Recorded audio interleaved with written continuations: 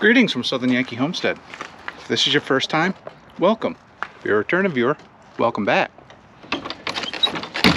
Well, as you can guess from the description of the video, at least I hope, we got a new vehicle. We ended up picking up a 2022 Jeep Wrangler Unlimited.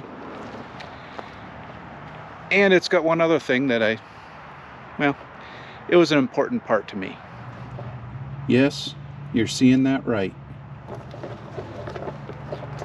It's an eco diesel, little 3-liter V6 engine. Now, if you've been watching the channel for a while, you know that I'm a big fan of diesels. The Jeep that this is replacing was a diesel also. That was an 05 Liberty with a 2.8-liter common rail diesel. This one, a little bit different, a little bit more updated. I think with the programmer on the Liberty, it was 145 horse and somewhere around 290 foot-pounds of torque. Well, this little 3-liter in this thing is 260 horse and 460, I think it's 460 foot-pounds of torque. So it's a little torque monster. The color, naturally red.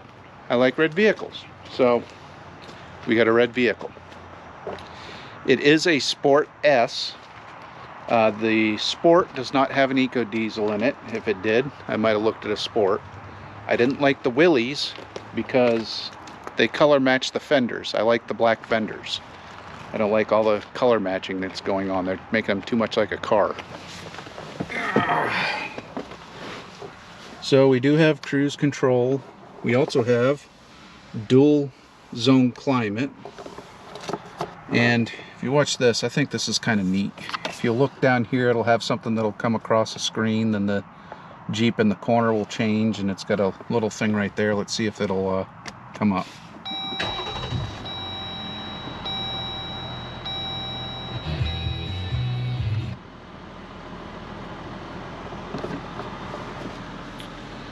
So yeah, there's that. There's actually a lot more room in here than there was in the Liberty. We actually have the stroller back there and 2 bags of feed that I picked up the other day.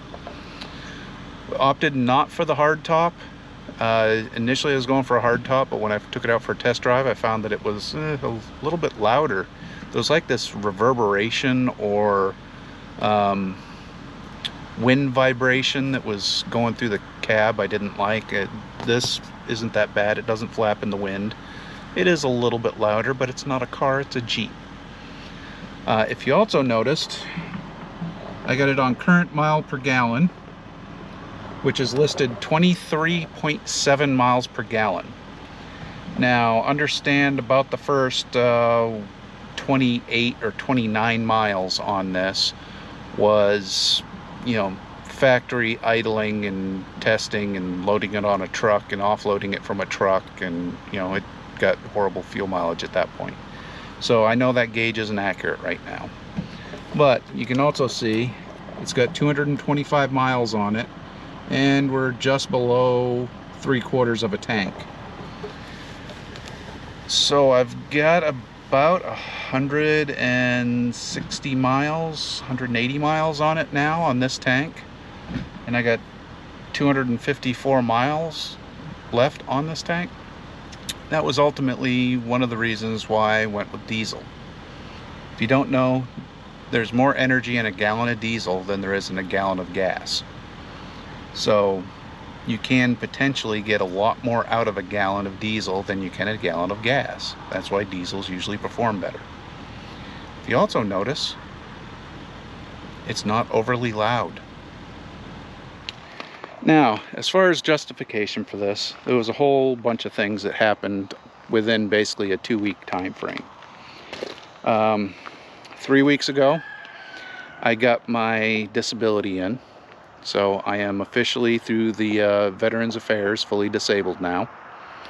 The week after that, Eve was born, the baby. And driving back and forth to the hospital in the following week, I had some really questionable thoughts on the Liberty and how reliable it was. It has 270,000 miles on it, so I am concerned with going into summer and having a breakdown with my baby girl on board. So I guess I'm being the protective father at this point, and decided that it was time to get something new. On top of that, the camper is getting paid off by the time this video comes out, so I won't have that payment anymore.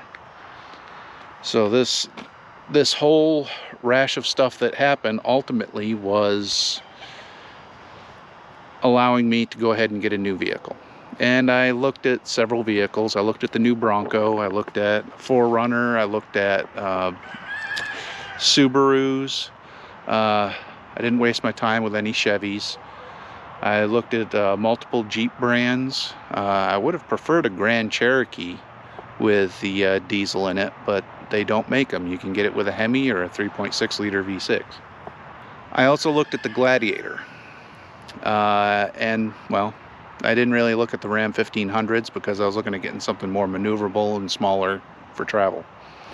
But I looked at the Gladiator because, hey, it's basically a Wrangler with a truck bed.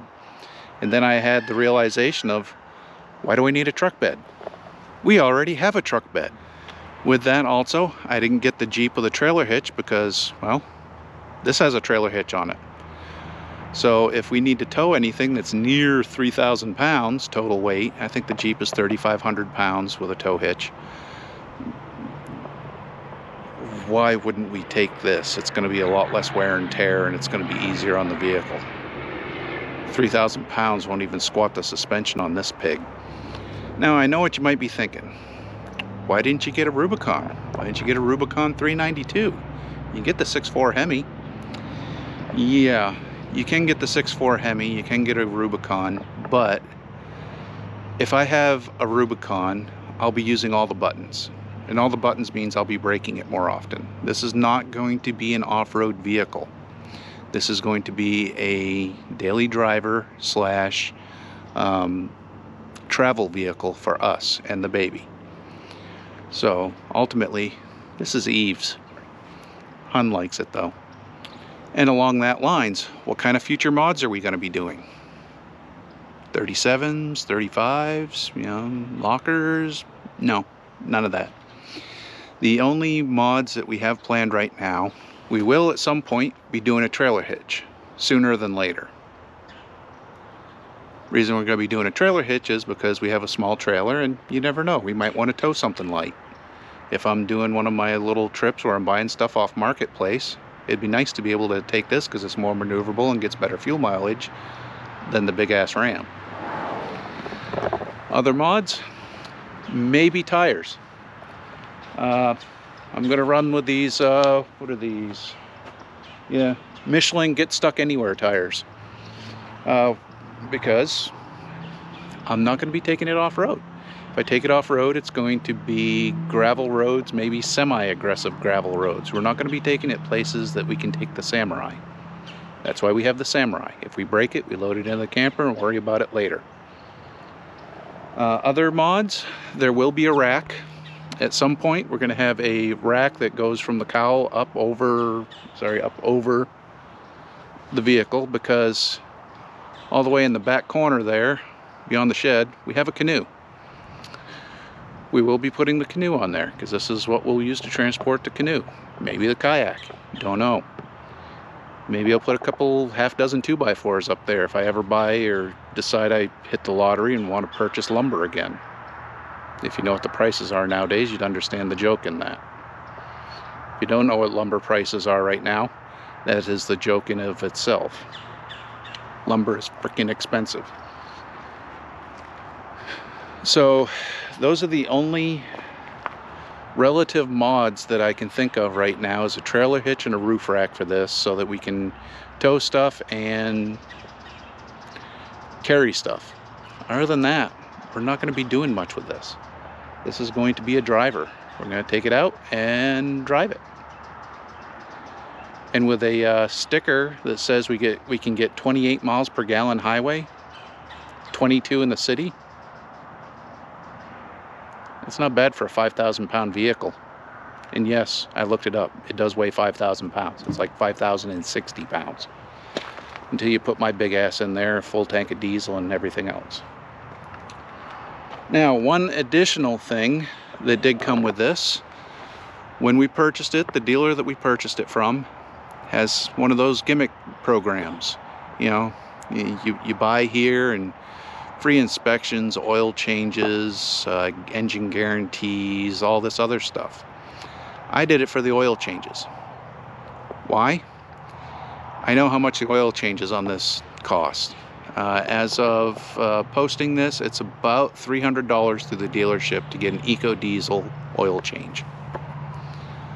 Even though I paid a little bit more by going to this dealership than I would have at another dealership, ultimately, it's going to work out to my benefit. This isn't going to be a 3-year and trade-in vehicle. This is going to be a pay it off and run it ragged vehicle. Free oil changes at $300 a pop, we're going to save a lot of money over the life of this vehicle.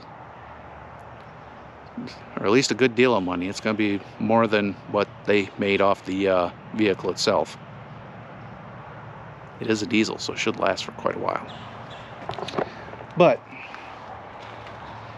if you have any questions on why we went with a new JL versus one of the other vehicles that I mentioned on the list, please feel free to ask. Ultimately, this had the best fuel mileage. It was more comfortable, better equipped, and the price was really not that different between all the vehicles I listed. And well, be honest, I'm a Jeep guy. I've had, you know, my first love of vehicles was, God, I was young.